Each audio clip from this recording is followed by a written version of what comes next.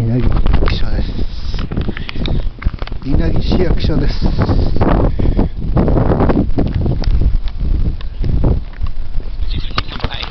So what we do, we take the message, we can encrypt that message using the private key of A as the key.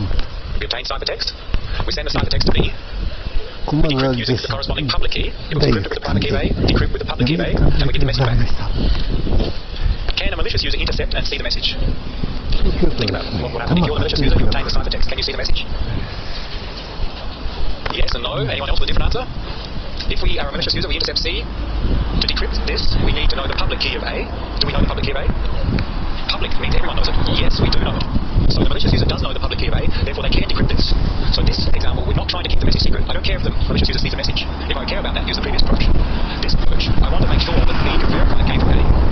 Can a malicious user send a message to B pretending to be A? What they need. A malicious user send a message to B pretending to be A.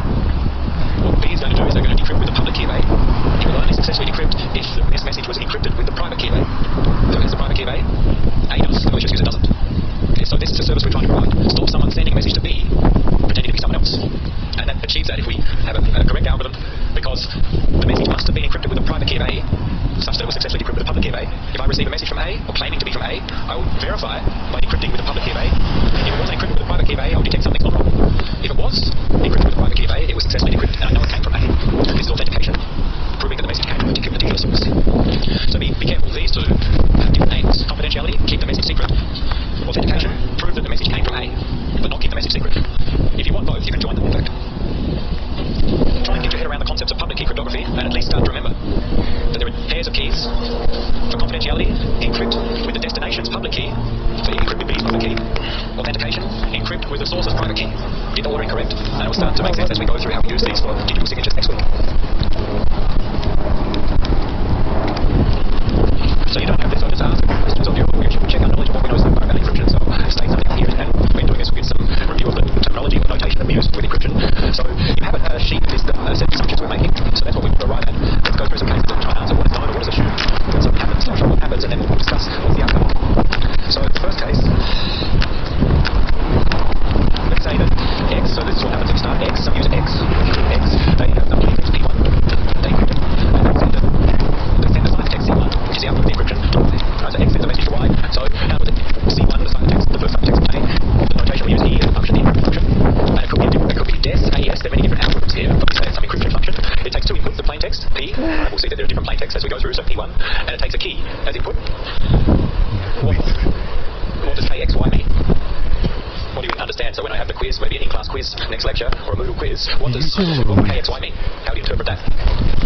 It's a key, the key, and the XY probably suggests that this is a shared secret key known by both X and Y. Right, so this is the notation we'll commonly use. So this suggests we're using symmetric key encryption.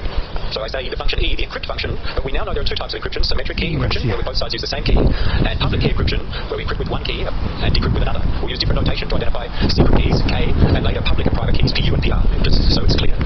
So here we use symmetric key encryption. We send the ciphertext to Y. What happens? Well, let's consider, what if someone intercepts that ciphertext, Z, another user intercepts the ciphertext, and they try to do this operation?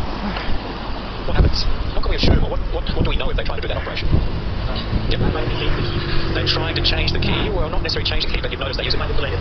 What's different here? Right, so E means encrypt, D means decrypt. So we intercepted, so now we're Z, we intercepted the ciphertext, C1, and I try to decrypt it.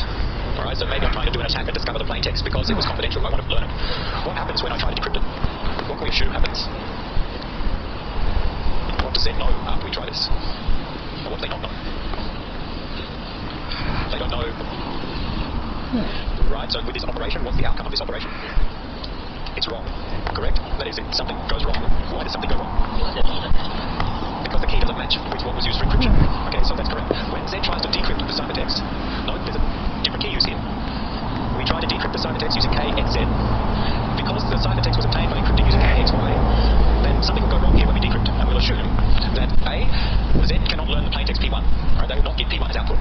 And the other thing we'll assume is that they will know that it's incorrect decryption, or the plaintext is not the original one. It will probably produce random output, and from that we can recognise that we didn't get the plaintext. So two things we assume happens here. Z does not learn P1, and Z knows that it doesn't have P1 because the decryption didn't work. Z returns an error, or returns something that doesn't make sense. And there are ways to ensure that will be the case. So why doesn't it work? Because the key used to encrypt and decrypt is different. key? Because they don't know K, X, Y. If they did, it wouldn't be secret between X and Y. So just highlighting the assumptions that we make when we use symmetric key encryption. Same message was sent. C1 was sent from X to Y. Y receives the message to some ciphertext undercoded CR. Right? C1 was sent. CR is received. We don't necessarily know if CR and C1 are the same. They may be, but maybe someone tried to modify them. Let's check. So what Y does is they try to decrypt the received ciphertext using KXY. They do that, and they get some plain text they recognise, maybe some English message. What do we know now? What does Y know?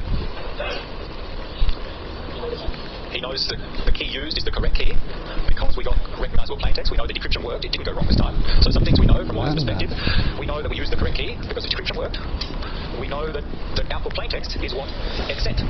Okay? Because, and therefore the ciphertext received is what was sent. So the plain text we received is what X sent. It hasn't been modified along the way. If it was modified, it would decrypt.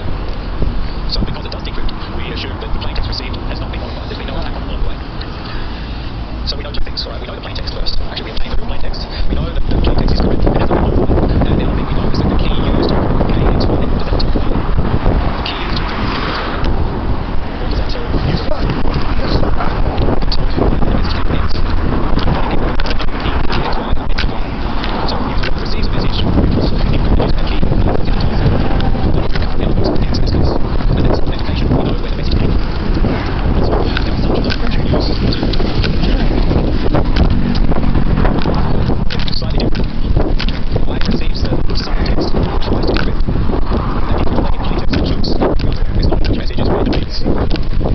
What we assume now, that's the outcome. Some of them, if we didn't recognise or plain text, that means that the decrypt did not work. Why can the decrypt not work?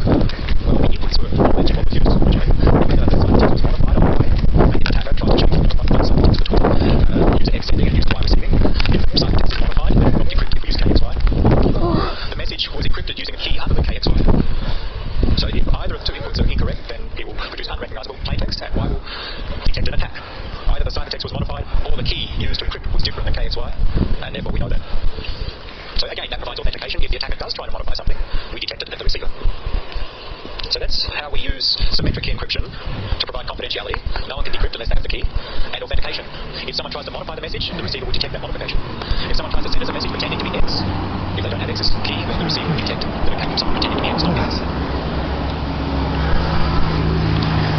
Questions on symmetric key encryption? We need to understand the basic assumptions so we can move on. Don't questions, we'll spend a couple of lectures on it. Here. New plain text P2, new ciphertext C2. What's the difference? I'll show you the equation at the top. In a quiz, you tell me about what happened. What was used. Talk about it. Don't be shy today. It's very common, so it's not easy to sleep. Should be awake. What's PU? Public key. So the notation PUX, PU stands for public key. This tells us that the encryption algorithm E is different from the previous one. Here we're using public key encryption and symmetric key encryption. We're using a different approach. So that's the first thing to recognise. We're using a public key encryption algorithm. We're encrypting the plaintext P2 with PUX and we get C2. So, user Y receives C2. What do they know? What does user Y know when they receive C2? Right, they know C2. They received it. Do they know anything else? If so, what? They know the public key of C2 is the ciphertext. We have X and Y and Z as the users in these examples, so they know the public key of. Okay, we assume that we always know the public key of other people. By definition, Y knows the public key of X because it's public.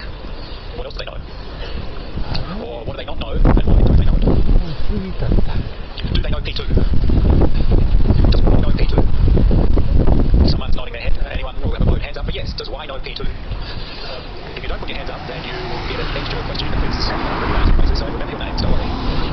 Alright, so two options, yes or no. Does Y know P2? Hands up for yes.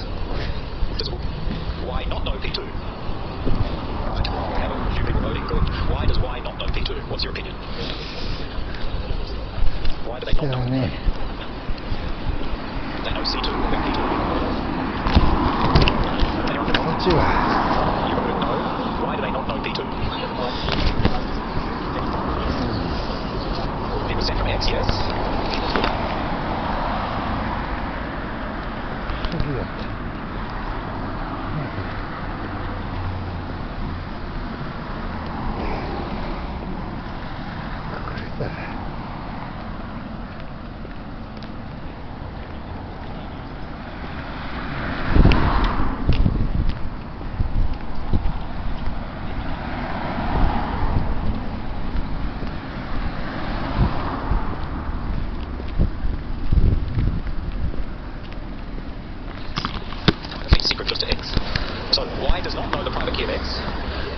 receive C2, they cannot decrypt. Because they don't have the private key of X. So in this case, Y does not know P2. Some people voted for that, but didn't have the right reasoning for that. It's because to discover P2, you need to have the private key of X, and only X has that. So remember, with public key encryption, if it's encrypted with one key in a pair, say the public key, it can only be decrypted with the other key in the key pair, the private key of the same user. What if X receives C2? Do they know P2?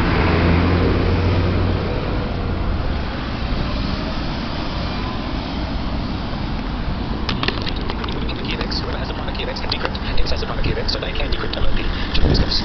Okay, so X knows P2. Y, if they receive, would not know P2. So this provides confidentiality. The way to achieve confidentiality with public key encryption, if you want to send a secret message to someone, you encrypt using their public key. Let's say Z sent this message to X. Z encrypts the message using a public key of X, so that only X can decrypt, because only X has the private key.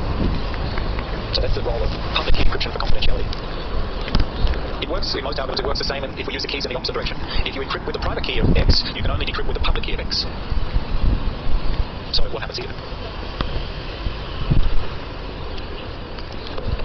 Someone encrypted P3 using the private key of X, and they obtained C3. What if Y receives C3? What does Y know? Do they know P3? This is logic. There's not enough detail in the algorithm. It's just logic if you remember the rules. Why can't they know P3? What do they need to know P3? P3 was encrypted with the private key of X. To decrypt it, to decrypt the ciphertext, what do you need? You need the public key of X. Remember, the keys are in pairs. If you encrypt with one, you can only decrypt with the other. It was encrypted with the private key of X, so if you have the public key of X, you can decrypt. Who has the public key of X? Everyone. It's public. So Y receives C3, they can decrypt, and they can learn P3 in this case. So yes, they do know P3. There's no confidentiality here. The message is public, we can see what it is. What else do we know? If it successfully decrypts with PUX, what does Y know? And this is an important role of this public key encryption. What does Y know when it decrypts? They know the plain text and who sent it? Or who created it? It must have been created by X. Because if P3 is encrypted with the private key of X, and then we can successfully decrypt the ciphertext with the public key of X, then the only person who could create that message is X. Because the only person who has the private key of X is X. So X is performance of authentication. When Y receives C3, they decrypt with the public key of X. They learn P3, but they also learn this message P3 definitely came from X. No one else could have sent this message because no one else could have encrypted the private key of X. So that's the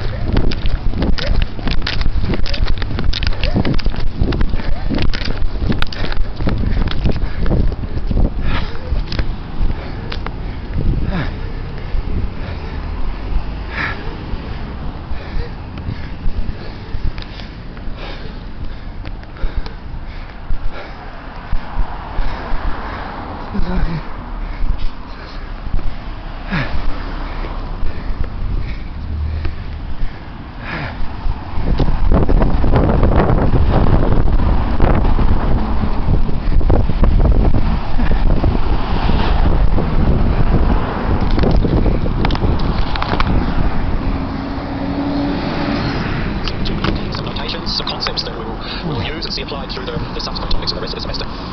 So I've got quite a light introduction to security. Computer security covers many different topics, and because we only have one semester, I select just a subset of the topics that we can cover. So if you want to get more details about cryptography and the theory behind computer security, you won't get that in this course, but I do teach the security cryptography course as well on Monday morning, so feel free to join that if you want some more theory on computer security. Let's start by giving some definitions of what do we mean by computer security, and then introduce some different notation and terminology. So here's a definition of computer security. This comes comes from a handbook produced by NIST. NIST is a government standards organisation in the US, and they produce a lot of recommendations and standards about computing, including security. And they say computer security is the protection afforded to an automated information system. An automated information system, like a computer system. In order to attain the applicable objectives of preserving, so we have some objectives of the information system resources. So a computer system or a general information system has a set of resources, data, hardware, software, and computer security is about trying to protect that information system such that we meet the objectives of preserving integrity, availability, and confidentiality. And those are three key concepts of computer security. Integrity is making sure that those resources are not modified in an inappropriate manner. For example, you have a file stored on your hard disk. To maintain the integrity of the file, you want to make sure that no one can modify that file without you knowing. Availability is making sure that those resources are available to the normal users. You're a company, you provide a network or a computer system for your users, and it's part of running a business. They need to access that computer system. That system needs to be available to the users. If, due to some security attack, it becomes unavailable, you can't access a website or a database server, then that's a problem. So that's what availability is about. Confidentiality, often we want to keep information secret. So we want to ensure that that data is kept secret. That's what confidentiality is about.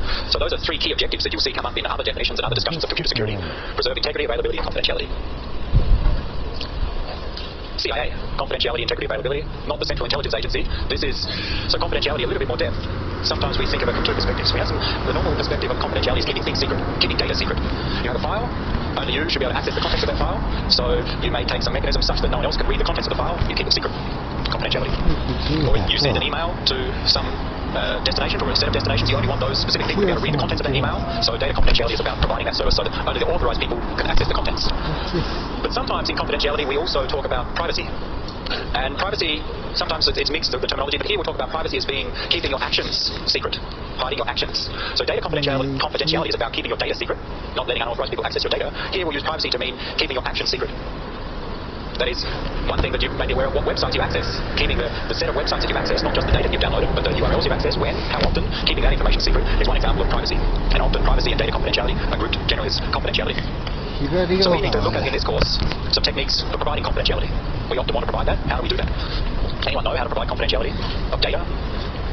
You have a file, you don't want others to see the contents of the file. What do you do with that file? Password, you what? Put a password in the file? Lock the file. How do you lock the file? With a key or? Zip folder. You're on the right track, you're using the right thing. What's the term or the mechanism that we often talk about to lock that file? Encoding, and you've probably heard of another one as well. Encryption. We would encrypt that file, or encrypt the data inside the file. And yes, using software like Zip often has an option to allow you to encrypt the contents, but there are other ways as well. Encryption takes the data, transforms that data, usually using some secret key like a password, and transforms the data such that once you have that transformed version, the encrypted version, you can only get back to the original data if you have the correct key.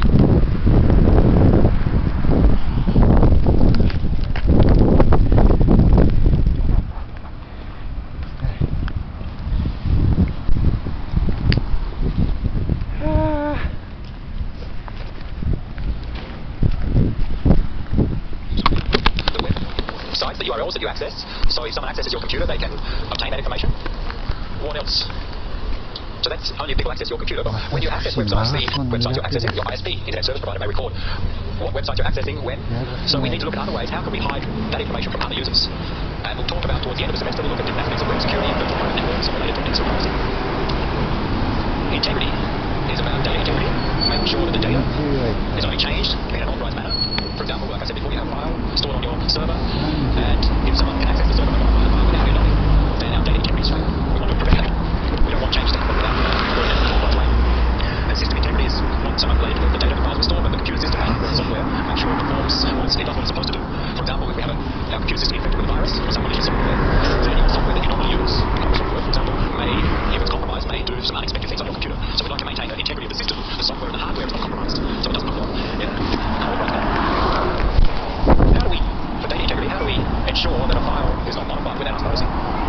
Or maybe a simple example, an email. I send an email to you. How are you sure that the email that you receive is exactly the same as the email I sent? We know we send it across the net. How do we check with the receiver that the data that I sent you is not being modified? Any ideas? You may have heard of, you do it in hard copies, you can sign the document. Okay, we can use what's called a digital signature. There are techniques using cryptography that allow you, before you send an email, you attach a digital signature to that email, send it to the recipient, and the recipient can verify if the message received is not modified. So digital signature is one technique that we'll look at, and it's not really applied in related technologies and later topics for ensuring that data is not modified without authorization. That's one of the techniques. Availability, we have a computer system, databases, a network, servers, and the normal users access that computer system. Availability is making sure that they can access it as intended. A simple example of an attack on availability, and you would have heard of the term, is a DOS, or a denial of service attack. A denial of service attack is when some malicious user really overloads that server network resource so that the users can't access it. So that's an attack on availability of the system. And over the last few weeks, if you follow some technology news, you'll see some of the groups like Anonymous do denial of service attacks on gaming systems like the PlayStation or Xbox network. They try and overload the servers so that the normal users cannot access them in the intended manner. So one of our topics will look at denial of service attacks, how they work, and some options for trying to protect against denial of service attacks. So key security objectives: confidentiality, integrity, and availability. Now some people add others on. So talk about the common ones: authenticity.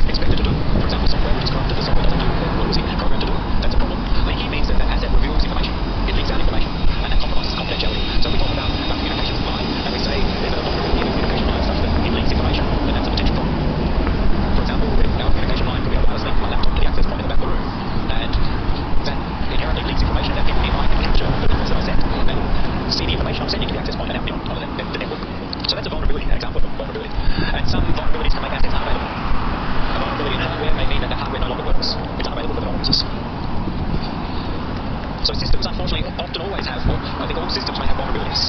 Vulnerabilities arise because it's complex to create those systems, complex to run software without bugs, complex to build hardware without flaws, complex to keep track of data. So there are often vulnerabilities. It's hard to avoid them. We'll talk about security policy. An organisation, a university, a company, inside your home, you may have a security policy. And the policy is a set of rules and practices that specify how the system provides the security services. So how do we protect the assets? So we define a set of rules to do that. A simple example is with SIT, an educational institution, we have policies for who can access student data. So this is about confidentiality.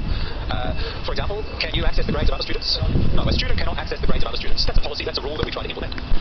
One student should not be able to see the grades of other students. Another policy may be a faculty member can only see the grades of the students they teach or the students they advise. They cannot see the grades or the contact information of every student. So there are a set of policies that we have to run the business. And the security policies, they define those rules and they use techniques to implement those policies. How do we make it such that a student cannot access the grades of other students? We need to implement some of these rules and administration, for example, such that a student with that cannot see the grades of other students. So we implement techniques to use techniques to implement the policies. Threats are potential violations of the policy. So we have a set of rules. A student cannot access the grades of another student. A threat is if something could allow a student to potentially access another student's grades. That would be a threat for our system.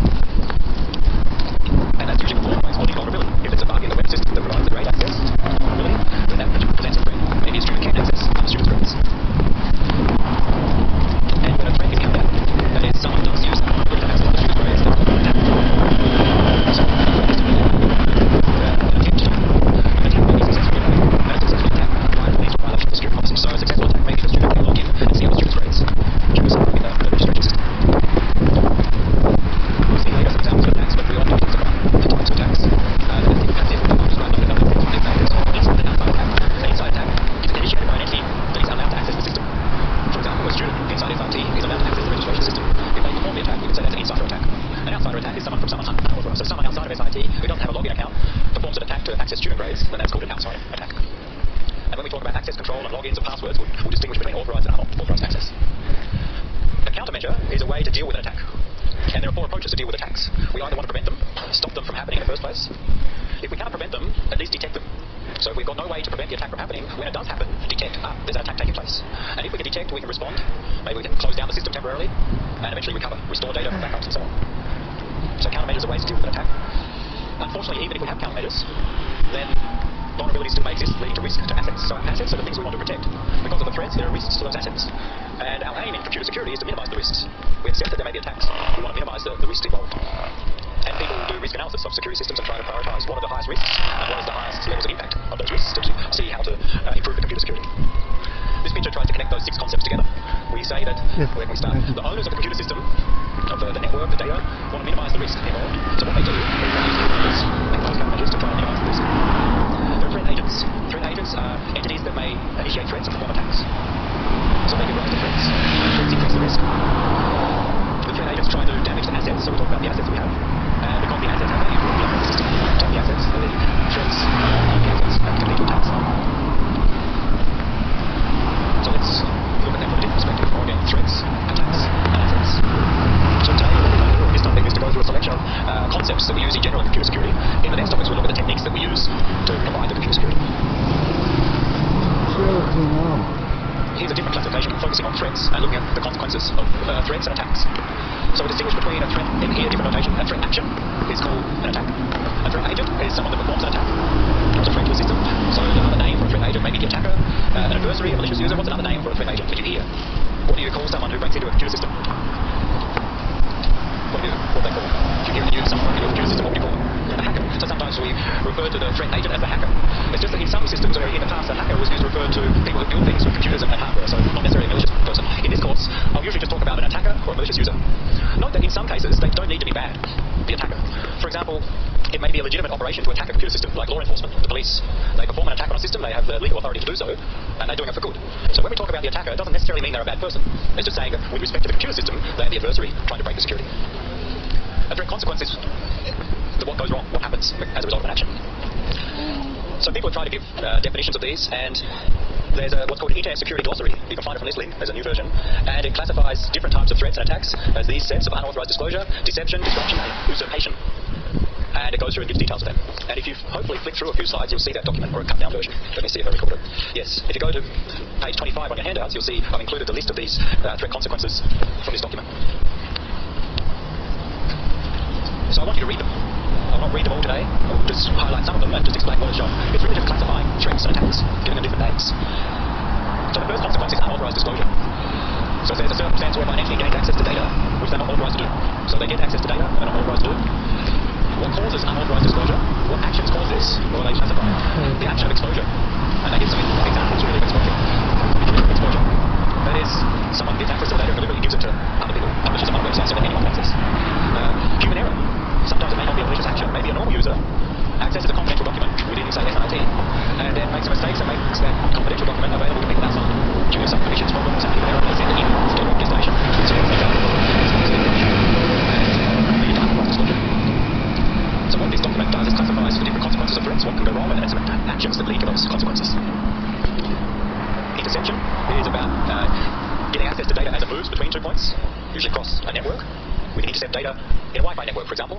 When I send a packet from my laptop up to the access point, the nature of Wi-Fi is that packet signal is broadcast in all directions, and you can sit with your laptop and intercept, get a copy of that packet. So that's an example of interception.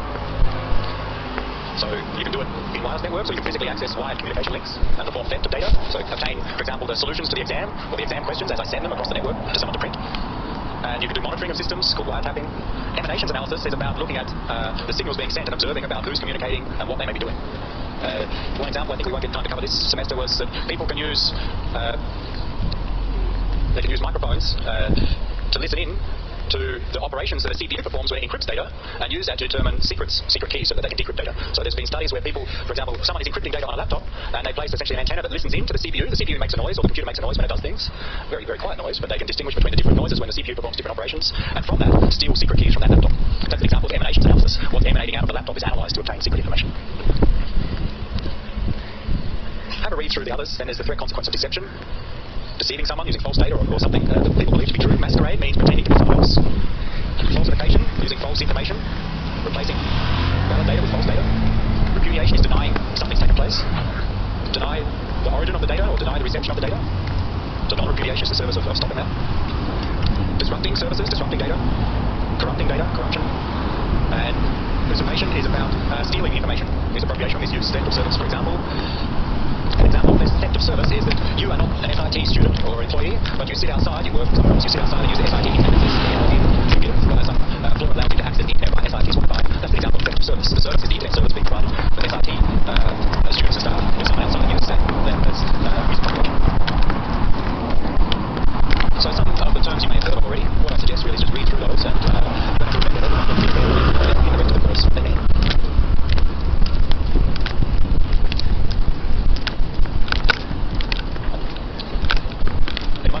Specifics about network security and look at some examples of attacks, but before that, here's a picture that tries to cover what is the scope of computer security. First, what does it show? The blue boxes are some computer systems, some computers, for example, whether it's a single user computer, but most likely a multi-user computer. And what's a computer? Well, some hardware running some software, in this case shown as processors, software processors, the circles, and accessing data. So we think about computer systems, some hardware that runs software, and that software accesses data. And we may have multiple computer systems that communicate with each other via some communications line or network. And then we have the users. These two circles are outside of each of the boxes.